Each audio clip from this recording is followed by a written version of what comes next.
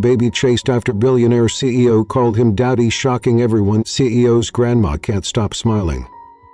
The Texas sun blazes down on a quiet roadside as a barefoot little boy races after a sleek black Rolls-Royce, clutching a torn photograph in one hand and a worn backpack in the other.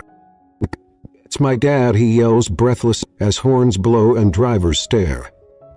Inside the car, billionaire CEO Jackson Ren glances into the rearview mirror, just in time to see a boy with eyes exactly like his. Beside him, Jackson's aging grandmother gasps, "He looked just like you when you were 5. And that's when everything changes. The boy ran barefoot through the dirt, his cheeks streaked with sun and dust. The afternoon heat shimmered off the cracked blacktop as he clutched the side of a slow-moving bus. His voice broke the silence. "Wait. Please. I'm going to the Capitol. I'm going to find my dad." The bus driver, a woman in her 50s with creased brows and a weary sigh, shook her head. "No money, no ride, sweetheart. Where's your mama?" Grady didn't answer. Instead, he pulled a folded photo from his backpack. A man in a sharp black suit, standing in front of a glass tower etched with the name Rentech. "His name is Jackson Ren. He's my dad. My mom says he's the richest man in Texas." Laughter rippled down the aisle of the bus. One man muttered, "A kid, who wouldn't want to call him dad?" The bus pulled away in a belch of exhaust, leaving the boy behind in the drifting heat. He didn't cry. He just whispered, "Mom told me, if she couldn't come back, I had to find him." An hour later, that same Rolls-Royce Phantom cruised silently down Route 17, windows tinted, AC humming. Inside sat Jackson Ren, the man Fortune magazine called the Untouchable. Tall, handsome, and cold as steel, Jackson hadn't looked up from his tablet in the last hour. "Mr. Ren," his assistant murmured from the passenger seat, "the quarterly report from Seoul just came in." But Grandma Ren, seated beside Jackson, tapped her cane sharply against the floorboard. "There's a child chasing our car." Jackson didn't look up. "He's yelling something," she added. "He's barefoot. And he looks just like you did at that age." It made Jackson look. And when his eyes met the boy's through the rear window, something crackled, just faintly, behind his polished exterior. The car stopped. Grady ran straight up to the door, chest heaving. "Please," he said, pulling the crumpled photo from his pocket. "My mom's in trouble. She told me to find you." "And what's your name, son?" Grandma Ren asked gently. "Grady," he replied, squabbling hard. "Grady Ray. My mom's name is Emily." That name hit Jackson like thunder. He hadn't heard it in nearly 7 years. 6.5 years ago, Emily Ray had been a 23-year-old waitress working the late shift at Lucky's Bar and Grill in San Antonio. One stormy night, Jackson Ren, drunk, furious, and freshly betrayed by a board member, had walked into that bar with nothing but his wallet and his heartbreak. Emily hadn't asked who he was. He'd just listened. And when he asked her to stay with him that night, not as a trophy, not for power, not for show, but to just not be alone, she had. The next morning he was gone. He'd never seen him again. Until now. "Mr. Ren," the driver said, uncertain. "Should I?" Jackson opened the door himself. Grady stepped forward, wide-eyed, clutching a small envelope. "Mom said to give you this," he said. "She said, if anything ever happened, I had to find you. She needs your help."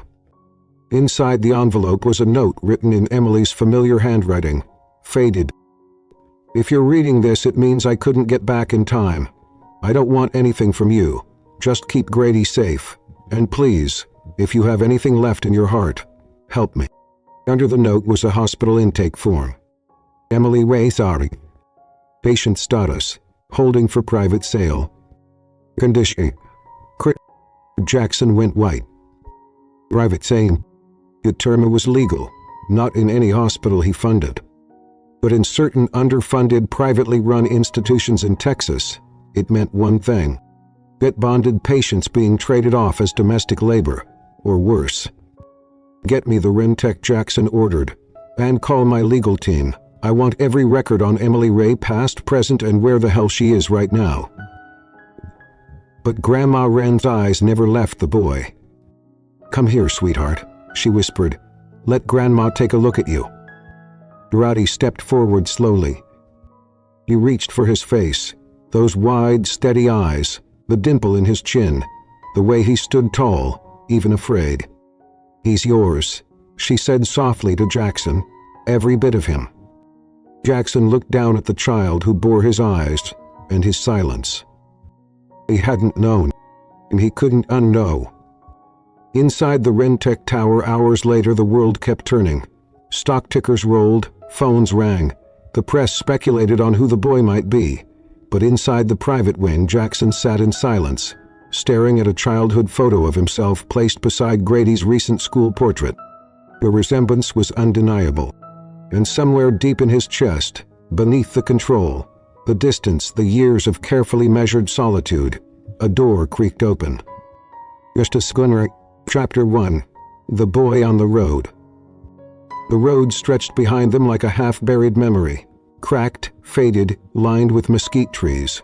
The sun had lowered, throwing long shadows over the horizon as the Rolls-Royce pulled away, this time with Grady Ray sitting in the back seat, clutching his backpack to his chest like it was the only thing keeping him upright. Jackson Ren didn't speak. He hadn't said a word since they'd taken the boy in. Instead, he stared at the small envelope resting in his hand, the ink already smudged from sweat and time. It was Emily's handwriting, still round, still open, still unmistakably hers. "How long," he said suddenly, "has she been in that hospital?"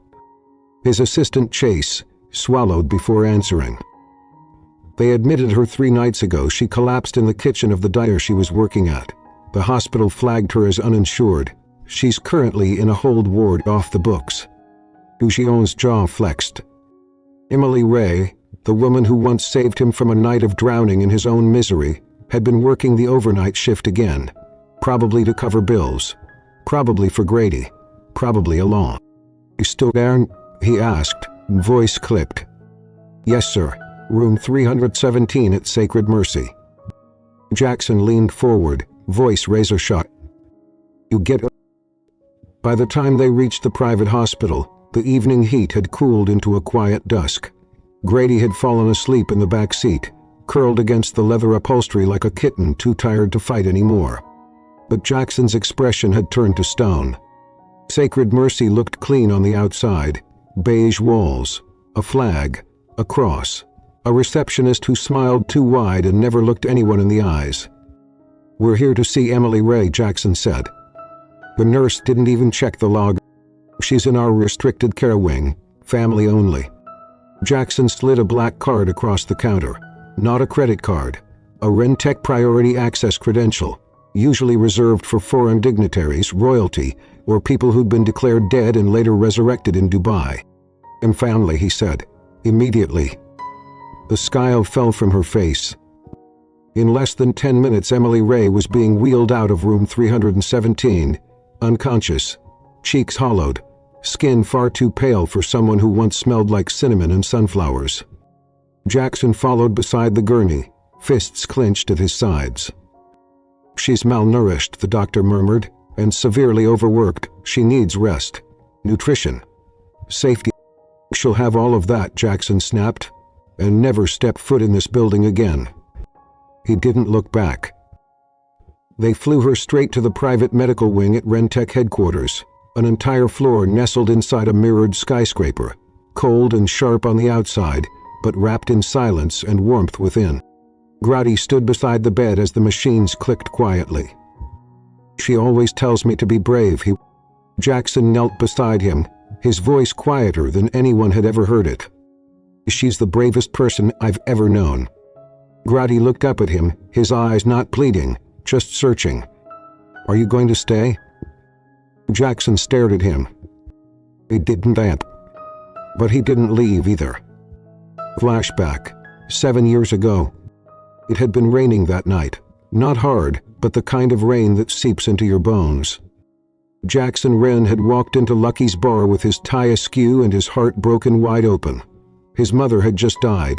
The board had just turned on him, and his best friend had sold confidential plans to their largest competitor.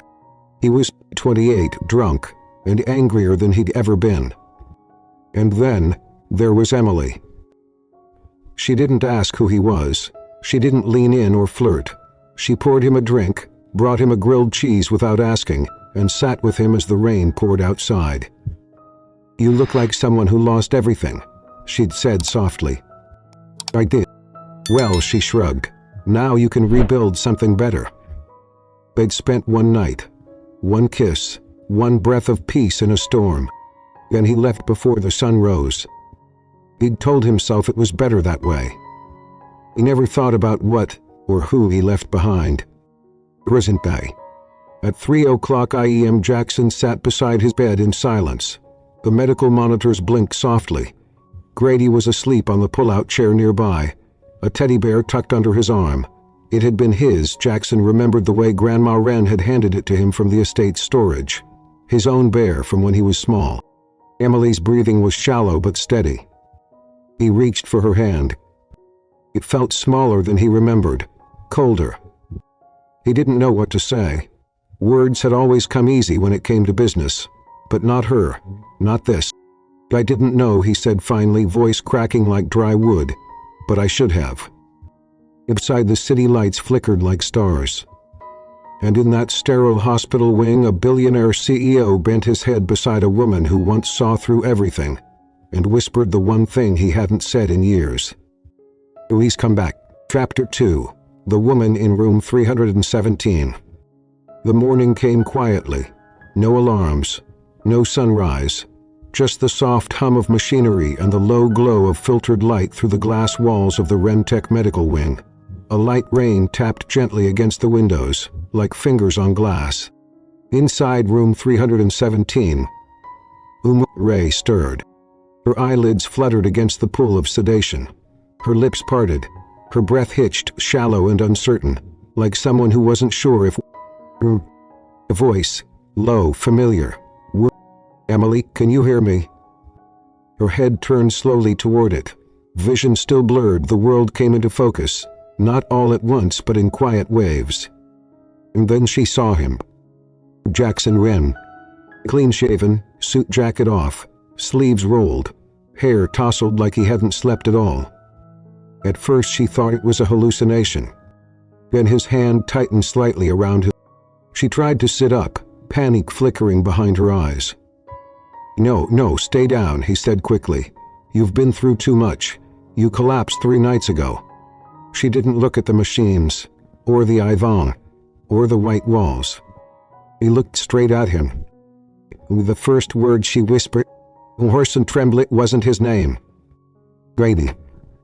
He turned immediately toward the pull-out bed where the boy lay curled up, snoring softly, one leg tossed over the covers. "He's okay," Jackson said gently. "He's safe." Emily choked back a sob. Where am I?" "You're at Rentech, my private wing. You needed help." She closed her eyes. "I told him not to find you. I told him to wait for me." "He didn't wait," Jackson said, a bitter smile ghosting across his face. "He chased my car down the road with nothing but a picture and your name." Her voice caught in her throat. "A stubborn little heart," she whispered. A pause. Then she opened her eyes again, this time sharper, steadier, and colder. "You didn't have to bring me here," she said, softly but pointedly. "I'm not your responsibility." Jackson didn't flinch. Her breath stopped. "Brady," he said quietly. "He's mine, isn't he?" He looked away. "You don't get to ask that." "You left," she hissed, turning her face from him. "You didn't write. You didn't call. You disappeared like that night meant nothing to you. So don't you dare show up now and pretend like you get to care." Her voice cracked. "You weren't there when I found out. When I was scared and sick and broke. When the world got really, really small. I raised him alone, and I was going to keep it that way." Jackson stood, slowly, but his voice remained steady. "He's my son. He's mine," she said fiercely. "I raised him. I taught him how to tie his shoes. I stayed up with him through fevers. I gave up everything just to keep him fed. You," her voice shook, "you gave us nothing." Silence pulsed between them. Until, "You're right," he said, voice breaking, "and I will never be able to undo that. But Emily, I didn't know, and now I do, and I'm not walking away again." Emily didn't answer. She was looking at Grady. He stirred softly, murmuring something in his sleep. He always did when he knew she was near. Jackson watched her for a long beat, then turned and walked toward the door. But before he reached it, she spoke. "He called him your son." He turned. "He didn't say the boy or your kid, he said—" "Because he is," Jackson replied quietly, "not just in blood, but in heart. I see it now." Her eyes welled. Too late, Jackson. He wouldn't think about losing his granddaughter. He left the room without another word. Emily collapsed back against the pillows, exhausted and shaking. Her eyes closed. Her hands trembled. But in the quiet between the beeping monitors and Grady's soft breathing, something unfamiliar returned. Hope and fear. Both at once. Ren Tech Executive Office. "You want what?" Chase blinked. Jackson stood at the window watching the rain. "Full guardianship filed. If something happens to her, I want every legal document ready. She doesn't know I'm doing it. Don't tell her." "But sir, Grady's not going back to that life," Jackson said. "Even if she never forgives me, he's not going back to sleeping on couches and worrying about school lunches. Not ever again." He looked down at the sidewalk, a boy's small frame reflected in the mirrored glass. "She doesn't have to trust me yet," he added, "but one day I want her to believe me when I say, I'm not walking away." Chapter 3. The Secrets We Don't Say. The next morning, the glass doors of Ren Tech hissed open as Emily Ray stepped into sunlight for the first time in days. She stood with one arm wrapped around her middle, hospital ID still clipped to her wrist, wearing borrowed jeans and a soft blouse from the guest closet. Her old clothes, faded, threadbare, soaked in kitchen grease and years of sacrifice, had been tossed without her permission. And though the new fabric was warmer, softer, she missed her old things. It was strange what the heart clung to when everything else was unfamiliar. "You ready?" He turned at the sound of Chase's voice. Jackson's assistant, young, overly polite, with a way of making eye contact like he was always taking notes. "For what?" she asked, stiffening. "You're discharged. You're cleared," he said. "We arranged a ride back to San Antonio. Jackson wanted you to be comfortable." "He doesn't get to arrange things for me," she replied. "Not anymore." Chase hesitated, then pulled out a small card. "And he also asked me to give you this." On the front, a folded check, on the back, a note. "Whatever you need for Grady School, it's yours. You don't owe me anything." Emily stared at it for a long time, then quietly tucked it back into the envelope and handed it back. "Tell him if he wants to help, he can start by listening when I say no." That afternoon, the press was already waiting outside the Dallas Conservatory, where the annual Hope for Texas Charity Gala was being held. Cameras flashed as black cars arrived in a rhythmic procession. The Rintech logo was everywhere, on banners, glass walls, and the podium where Jackson would be speaking. Inside the ballroom, Jackson Ren adjusted his cufflinks without looking in the mirror. "You sure about this?" Chase asked, holding up the final speech draft. "No," Jackson replied, "but I'm done being sure only when it's safe." He stepped out into the velvet glow of the stage lights, nodding briefly to the host. The press leaned forward. Phones came up. "Good evening," Jackson began. "Tonight is about restoration, about putting resources where hope has been running on fumes." He scanned the crowd, then paused. Just past the velvet rope near the side doors, he saw her. Emily. She wasn't supposed to be there. Not in that borrowed blouse, not standing beside a maintenance exit, holding Grady's hand, her back half turned as if she were about to leave. But someone had tipped off a tabloid. A reporter suddenly pushed forward, cutting through the crowd. "Mr. Ren," she called out, "is it true you fathered a child with an employee and kept it secret from your board?" Flashbulbs, gasps, a ripple of murmurs. Emily's face paled as a sea of lenses swung toward her. Grady gripped her hand. "Mom," he whispered, "why are they looking at us?" Jackson didn't blink. He left the podium. He walked straight down the marble steps, unbuttoned his blazer as he moved, and reached Emily in 10 strides. The crowd parted like sea foam behind him. "This woman," Jackson said, placing his hand gently but deliberately at the small of her back, "is the bravest person I've ever known." He looked at the press. "She is not a scandal. She is not a mistake. She is the mother of my son." Gasps. Camera shutters. One woman dropped her glass of champagne. Emily froze. "Jack," he turned to her, his voice dropping low enough only she could hear. "You wanted me to listen, so here I am, listening, telling them first so you don't have to." Emily's throat tightened. Her eyes stung, but all she could whisper was, "Moving." He looked at Grady, who stood between them, small, confused, but watching everything. "Because he's old enough to remember everything we do from here on out." That was when the crowd began to cheer. A slow, stunned ripple. They weren't cheering for the scandal or the drama. They were cheering for what no one expected, a billionaire stepping down from his pedestal and standing beside the woman he left behind. Later that night, back of the hotel, the limo was waiting. Jackson held the door open, but Emily didn't move. He stood under the overhang, the warm night wind curling around them. "I'm not your charity kid," she said. "I know, and I don't want to be your PR redemption either." "You're not," Jackson said softly. "You're the only thing I never stopped thinking about." Emily looked down at the sidewalk. "You left me." "I know. You don't just get to erase that." "I don't want to erase it," he said. "I want to write something better, if you'll let me." Silence stretched between them. Then, slowly, she stepped past him and into the car. She didn't say yes, but she didn't say no. In Chapter 4, The House We Left Behind. The car slowed as they turned down a narrow street lined with faded apartment buildings and sagging chain-link fences.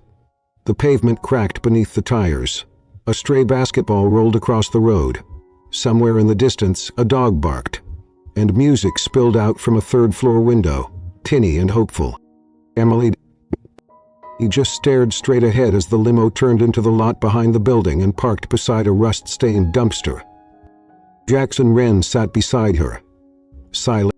He'd never been here. Of course he hadn't. This wasn't a place for people like him. But it was where she had built a life, with nothing but scraped-together hope and too many night shifts. Emily stepped out first. The air was heavy with early summer heat. The building creaked under its own weight. Third-floor shutters flapped in the breeze.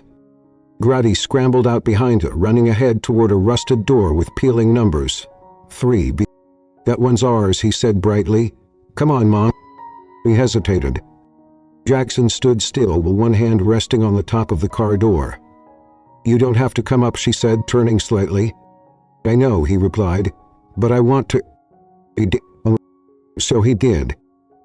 Up the narrow stairwell, each step groaning under his polished shoes, Jackson followed Emily past chipped railings and broken porch lights.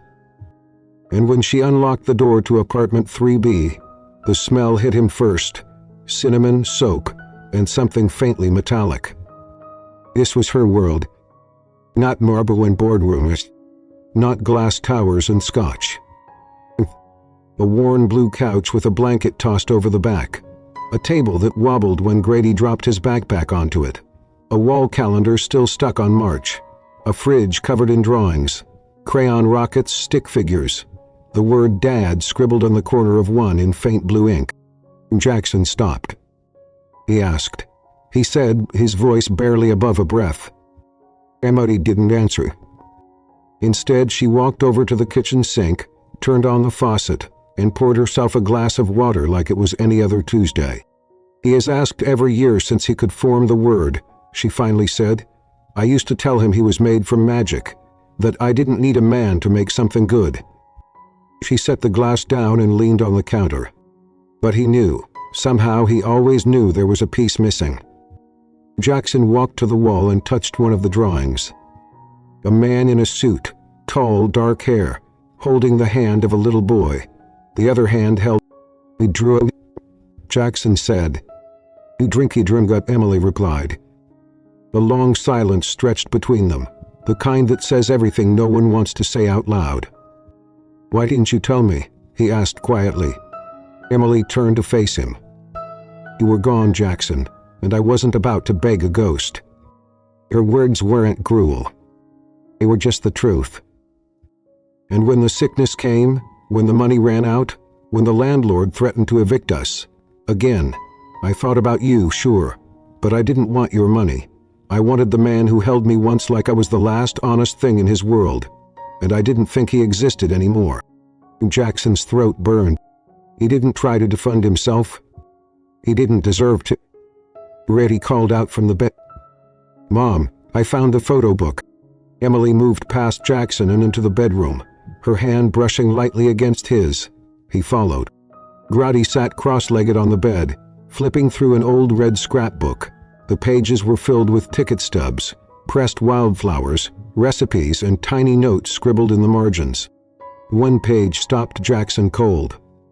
A picture of him, not from that night at the bar, but a grainy magazine clipping compared him Forbes 30 under 30. Where did you get this? He asked. He shrugged. I Googled you last year.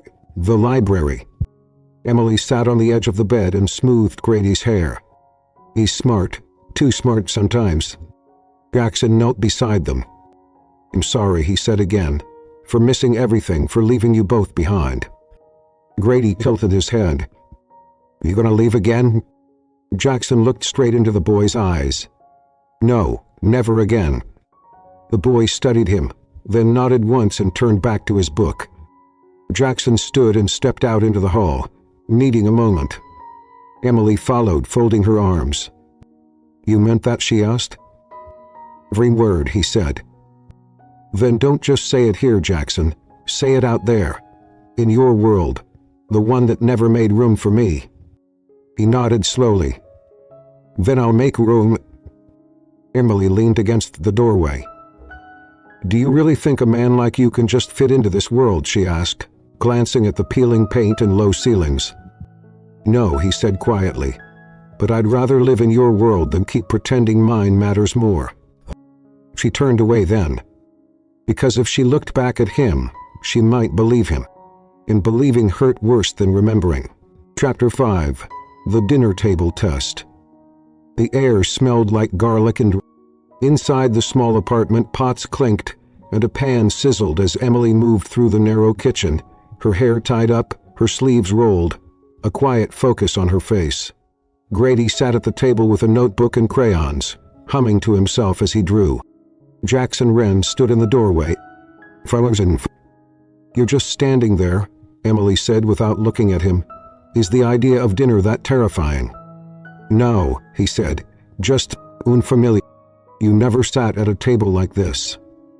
I've sat at 1,000 tables, he replied, just never one where anyone actually looked each other in the eye.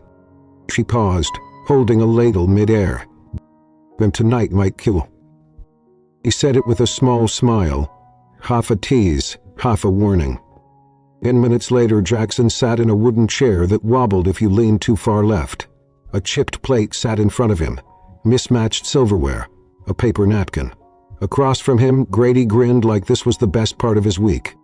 So, Grady began, what's your favorite dinosaur? Jackson blinked. Excuse me. You know, if you had to be chased by one, which would you pick? He wasn't aware that was a necessary category of survival. Grady shrugged. You'd be surprised. Mom says life comes at you fast. Emily stifled a laugh as she set a steaming pot of spaghetti on the table.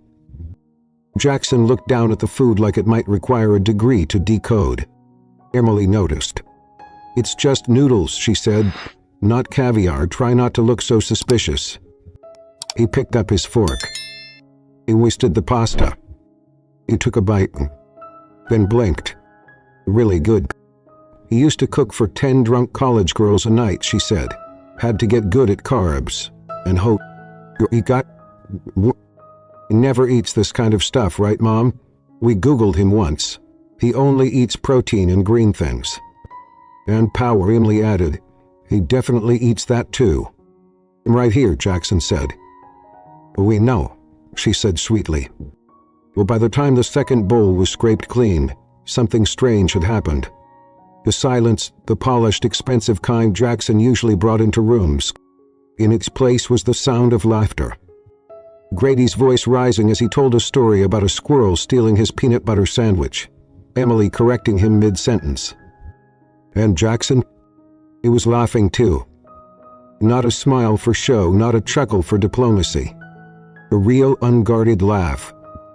It scared him more than any board meeting he'd ever walked into. Later, dishes piled in the sink and Grady already dozing off in his room, Jackson stood beside the kitchen counter, drying his hands with a towel that had a coffee stain shaped vaguely like Texas. He's a good kid, he said. Emily nodded. He's mine. Ours, Jackson said gently. A beat of silence. We didn't argue. She didn't say yes either. Tonight meant a lot to him, she said. You showing up like that. It meant a lot to me too, Jackson replied. He set the towel down. He stepped a little closer. I don't want to be someone who drops in for dinners and disappears by dessert. Emily didn't look at him. He was staring out the window again. You were gone a long time, Jackson. You can't fix that with one meal.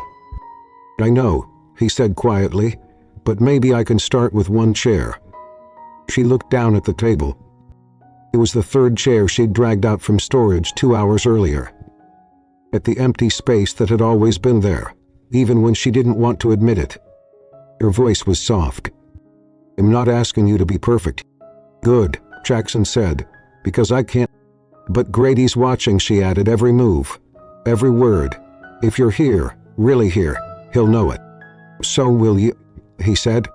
She met his eyes. And something in her expression shifted. Not forgive it, not yet. But maybe, a door unlocking. Grady, half asleep, sneaks out from his room in pajama pants too short for him. He tugs Jackson's screen. Hey, can you stay for the night? Jackson kneels beside him. I can stay as long as you want. Grady nods and disappears back into his room. Emily watches from the doorway. And for the first time, she doesn't feel like she has to keep holding the whole world up by herself. Chapter 6, The First Goodbye.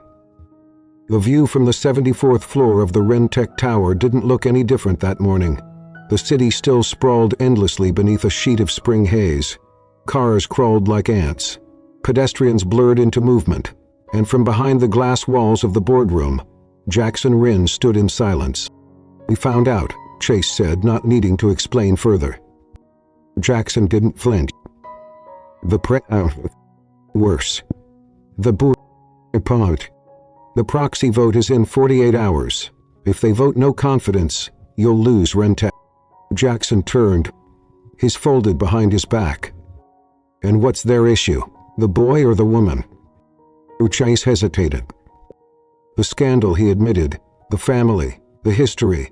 They don't want a legacy tied to a waitress and a fatherless child. He's not fatherless anymore, Jackson said coldly. And she's not just a waitress. But he knew the truth. She didn't see Emily Ray. They saw damage control. And Jackson wasn't sure anymore if his name alone could save them from what came next. Across town, Grady's school parking lot. Emily sat in the driver's seat of her borrowed Toyota, watching the school doors. Grady had waved at her that morning with a lunch bag in one hand and his science fair poster in the other. Jackson had drawn stars on it with him the night before. He was but it wasn't enough. Not when the media trucks started showing up across the street. Not when mothers whispered in the hallways. Not when she opened her phone to see her past plastered beneath headlines that never told the full truth. CEO's secret child discovered, unwed mother defiant. From waitress to Rennie, the Cinderella scandal. Emily gripped the steering wheel until her knuckles went white. The world wasn't built to let girls like her in. And it certainly wasn't built to keep them safe. Rentic HQ, later that day. Jackson stood in front of the press outside the courthouse, flanked by cameras and board members, eyes everywhere. He could feel the moment tightening around him. He could choose silence, could protect his shares, could protect his seat. Or he could do what he should have done 7 years ago. He stepped forward. "I have no statement," he said loud and clear, "only a truth." The microphones crackled. "I left someone once, someone who deserved better than a disappearing act and a closed door. But I found her again, and I found my son." Cameras snapped like rain on glass. "So if my position at Rentech requires pretending I'm not a father, or that I don't love the woman who gave me a reason to wake up, then take it." The silence was deafening. "You can have the tower," Jackson added, "but you don't get to erase my family." He walked off the steps before anyone could skip. He didn't wait for applause. He just got in the car and told the driver exactly where to go. Emily's apartment. She was packing. Not loudly, not angrily. Folding Grady's shirts into a duffel bag while he napped in the bedroom. She didn't look up when the knock came. He opened the door anyway. "You should go," she said softly. "I already did," Jackson replied, 7 years ago. "I'm not doing it again." "You just blew up your career for a speech." I didn't do it for a headline, Emily. I did it because I couldn't breathe knowing I was still hiding you." "You didn't hide me. You forgot me." That landed like a slap. Jackson stepped back. "I didn't forget you," he said, voice shaking. "I buried you." He crossed his arms. "It's worse." "I know." The silence between them cracked at the edges. Jackson looked around the small space that had once felt too tight for dreams, and now felt like the only place he'd ever wanted to be. "Then don't leave," he whispered. "But don't make speeches either. Don't make promises." "What do I do then?" He met his eyes. "You show up. Every day. Especially on the hard ones." He exhaled, shoulders slumping like a man who'd finally stopped running. "It'll start new." She looked at the half-packed bag behind him. And for the first time in weeks she let herself. That night Grady climbed onto the couch, Jackson beside him, Emily curled in the corner with her arms around both of them. No cameras, no lights, no press, just 3 people sitting in the only place that felt real. And for now, goodbyes. Just a beginning. Chapter 7. Paper Moons and Playground Promises. The birthday banner fluttered crookedly in the wind, 2 letters already peeling from the duct tape that held it to the park pavilion. Emily stood back and stared at it, laughing under her breath. "Well," she muttered, "it's not exactly Mar-a-Lago, but it's got character." Jackson Ren, billionaire, CEO, and very recent party planner, looked at the string of paper moons and hand-cut stars and said, "It's perfect." He meant it. No press, no cameras, no board members or polished glass towers, just a picnic table covered in dollar store decorations, a cake that slightly leaned to one side, and a half-deflated bounce house Grady's schoolmates had already declared the coolest thing ever. Emily turned to him. "You didn't have to come." "You keep saying that," Jackson said, "and I keep showing up anyway." He didn't respond. Not with words. But she smiled, and it felt more real than anything money had ever bought him. Grady ran past them in a blur, frosting on his cheek, a paper crown on his head. "Dad, watch this." The word hit Jackson square in the chest. He blinked. "What'd he say?" he whispered. "He's been trying it out for a week," Emily said softly, "only when you're not looking." "What?" "Because he didn't want to scare you away." Jackson's heart cracked in a way it hadn't since he was 8 years old, sitting in a too-big suit at his father's funeral, pretending tears didn't exist. "I'm not going anywhere," he murmured. "You'll have to tell him that," Emily said. "He doesn't believe words. Not anymore." Later that afternoon, after the last balloon popped and the last kid had been picked up by a tired parent, Grady sat on the swing set with Jackson. The wind had died down. The sky was golden and soft. Jackson leaned on the chain of the swing beside him. "You know," he said, "when I was your age, I didn't think I'd ever have a family either. Grady didn't look at him. Were you scared? A little. Mostly I was angry. Grady kicked at the dirt with one sneaker. Mom says angry is usually just sad wearing a costume. Jackson smiled. She's right. Grady was quiet for a long time. Then he looked up. But you're gonna be mad if I start calling you Dad all the time? Jackson blinked. He swallowed. Not mad, just... Oh. Okay, Grady said. Then I'll start tomorrow. It's a good Monday night. They sat in silence as the sun dipped below the buildings. And somewhere between that quiet space and the swing creaks, something settled. Not a vow. Not a contract. Just a promise written in air. Later that night, rooftop of Emily's building. Jackson brought up 2 mugs of tea. Emily sat on the ledge, legs crossed, the city glowing behind her. "They told me about the Monday night," she said. "I didn't pass out," Jackson replied, "so that's progress." He sipped the tea, staring into the wind. "You're good with him." "I'm trying. It's more than most." Silence stretched between them, but it wasn't heavy. It was warm, like something healing between 2 people who'd once been raw.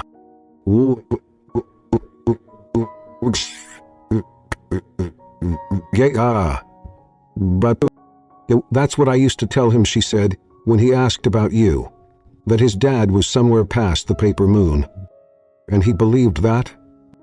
He needed to. Jackson looked down at the street below. "I should have come sooner. But you came." She turned to him then. And for the first time she let her shoulder touch his. "Do you think we get to start over?" she whispered. Jackson looked at her, not the way a CEO looks at a problem, but the way a man looks at the woman he let slip through his hands once, and swears not to lose again. "I don't want to start over," he said. "I want to keep going. Right from here." She smiled without looking at him. "And let's keep going." Below them the city moved on, but above it, 3 paper moons clung to the railing of the roof, left behind from the party. They rustled gently in the wind, glowing gold in the lamplight. The boy slept peacefully for the first time in years. The woman exhaled a decade's worth of fear. Man finally let himself feel like home wasn't a... It was 2 hands and a child between them. Chapter 8. The One That Got Away. The Conrad shimmered like a crystal The marble floors were spotless. The wine glasses gleamed. The city's elite floated from corner to corner in gowns and cufflinks, murmuring things that sounded expensive and mostly empty. Emily Ray stood by the hors d'oeuvres table, holding a glass of water she hadn't touched. He wasn't sure what Jackson had been thinking inviting her here. He didn't belong, and everyone knew it. A woman in a silver dress walked by, giving her a once-over that could have frozen lava. "Isn't that the waitress?" one voice whispered. "No, she..." "Double group now." "Something borrowed," another replied. "Definitely not blue blood." Emily's fingers curled tighter around the stem of the glass. Across the room, Jackson Ren was locked in a conversation with 2 board members and a senator from Houston. He wore the room like armor. He glanced her way once. He smiled. But she didn't smile back. She couldn't, because that's when the other woman walked in. Her name was Veronica Hale. Wall Street's daughter, heiress to Hale Investments, and the last person Jackson had been publicly linked to before his fall from the headlines. He talked good lips, a silver clutch like a blade in her hand. He didn't just glide across the ballroom. Emily saw her the second she entered. But Jackson, he didn't notice until it was too late. "Jackson," Veronica said behind him, her voice smooth as poisoned silk. "Did you miss me?" He toned. He paused. Still 2 syllables, she smiled, "but you used to say it like it meant something." But Jackson took a breath. "You shouldn't be here. I was invited." "Not by me." "No," she said softly. "But your mother always adored me." Emily watched them from across the room. How close they stood, how easily Veronica reached for his sleeve, how naturally Jackson didn't recall. And in that moment, all the old insecurities roared back to life. She was back in that crumbling apartment. Back when it go if he was ever enough. Later, the door slammed louder. She meant it to. He dropped her purse on the floor and stood in the dark, trying not to feel like 17 again. Broken scene, unchosen. The luck turned behind her. "Emily," Jackson said, "don't do this." And he didn't even push her hand away. It was a 2-second conversation. It was a history he'd never been invited into. He turned to face him, her eyes filled not with tears, but with fire. "You stood there, Jackson, and for a minute I saw how easy it would be for you to step right back into that world, the one that makes sense to people like her. But not to you," he asked softly. "Never to me." He walked toward her slowly, hands open. "Veronica and I ended years ago. There was nothing left." "Did you ever love her?" "Silent. I thought I did." Emily nodded once. "Then she's not the one who got away." "No," he said. "You're the one I chased for 7 years, and I'm still chasing you." He looked at the floor, again at the door, then at her son's bedroom, where Grady was sleeping soundly, unaware that the ground beneath their fragile world had just shifted again. "I can't be a shadow," she whispered, "not anymore." "Then come into the light with me," Jackson replied. "And what if it burns?" "Then I'll burn too." Luke went to Jackson's office, alone. He poured himself a drink. He did. The photo on his desk, Grady on his shoulders, Emily laughing behind the camera sat beside a headline. Ren and Thea reunion or ruin? He turned the photo down. He picked up his phone and texted, "If I have to choose between my past and you, I'll always choose the life I almost lost." He replied. Just with silence. Emily stands by her apartment window, holding the phone, staring at the message. He doesn't delete it. He doesn't answer it either. Instead, she turns out the light and walks to her son's room. He whispers the only truth she still knows how to say. "We're going to be okay." But her eyes say, Chapter 9, The Storm Before the Vows. The knock came just after sunrise. 3 reps, precise, fine. Emily opened the door in her robe, hair tied back, half a cup of coffee in her hand. The man in the suit didn't smile. "Miss, all you've been served."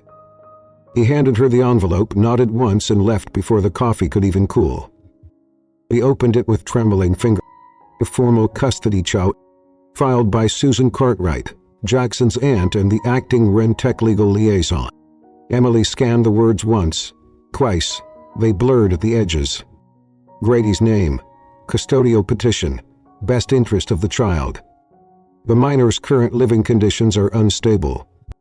The biological father's estate offers security, legacy, and continuity. Marriage to the father was not in place. Her knees nearly buckled. Later that morning, Ren took a legal crisis room. Jackson stood over the conference table, fists clenched. The document lay open beside him. He had no right to file this, he snapped. "Take it." "She does," Chase replied. "As a family member and board attorney, she can petition on behalf of the child's legacy interests, especially since there's no legal union between you and Miss Ray. It's a power play." "It's worse," Chase said. "It's work." Jackson pressed both palms to the table and took a slow breath. Then, to the board to schedule a press blockout and get the engagement ring. "Sir, I'm not letting anyone take my son." Emily's apartment, 1 hour later. He didn't cry when she read the court order. He didn't. He just stood in the doorway, pale and quiet, as he said the one sentence she'd always feared would come for the wrong reason. "Emily, marry me." Her face broke. "You ain't to Joe, but this me." "Because you love me," she whispered. "Because I won't lose him," he said. "And I won't lose you either." He stepped back. "Do you hear yourself?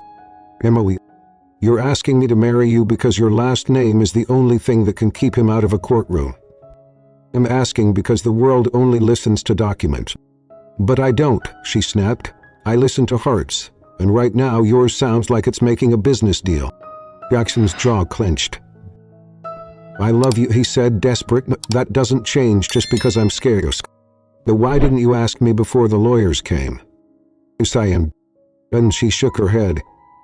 This is a rescue mission, Jackson, not a proposal. That night, Grady's room. Emily knelt beside the bed, brushing his son's hair from his forehead. He was still small enough to curl into a tight ball under the covers, still young enough to believe in simple things. Well, am I going to have to live in a different house? She paused. No. Promise. I promise. Even if it meant walking back into a marriage she hadn't said yes to. Even if it meant choosing safety over certainty. The next morning, she wore a simple white dress. Not silk, not lace. Just clean. Jackson stood at the courthouse steps, waiting, the ring box tucked in his coat pocket. When she walked up to him, she didn't say anything. She just took his hand. Ghost doesn't fix us, she said quietly. No, he replied, but maybe it gives us time. Say it, she said. That you love me. Not because of Grady, not because of headlines. Say it like we're the only ones in the world. He looked at her. Witawakanya meant every word. I love you because you are the only thing in the world that ever made me want to be a better man. She blinked back tears. Okay, she whispered, then let's do this. The song closed. In a quiet civil chamber with no guests and no camera flashes, Emily Ray and Jackson Ren signed the papers that made their family whole. On paper at least. And outside, under the gray clouds gathering above Dallas, the first drops of a coming storm began to fall. But inside, for the first time, Emily wasn't running. He was standing still with the man who had finally learned how to fight not just for her. Beside her. Chapter 10. The Vow We Almost Forgot. The world went quiet right before it crashed. One moment Emily was standing in the Ren estate kitchen, fixing Grady's lunch, folding his napkin into a heart the way she always did. The next, the floor tilted and went dark. When Jackson found he was on the ground, still breathing but pale, damp with sweat, her lips parted as if trying to call his name and failing. Grady had frozen in the doorway, wide-eyed. Call Chase, Jackson ordered, lifting Emily into his arms. Tell him to warm the car and call the ER. At the hospital hours later. The machines beeped gently in the background, too calm for what Jackson felt inside. He sat beside her bed, watching the rise and fall of her chest, the monitors blinking their quiet rhythms. The doctor had called it exhaustive collapse. Weeks of stress, suppressed grief, little sleep and too much pressure, all for Grady. For him. For everyone but herself. He'd done it. He knew it. She'll wake up soon, the nurse said gently. You should rest. He will, he said, just not yet. He left the room quietly. And Jackson leaned forward, taking Emily's hand in both of his. You said I needed to show up, he whispered. So I did. His voice cracked. But I forgot the most important part. I forgot to be still with you.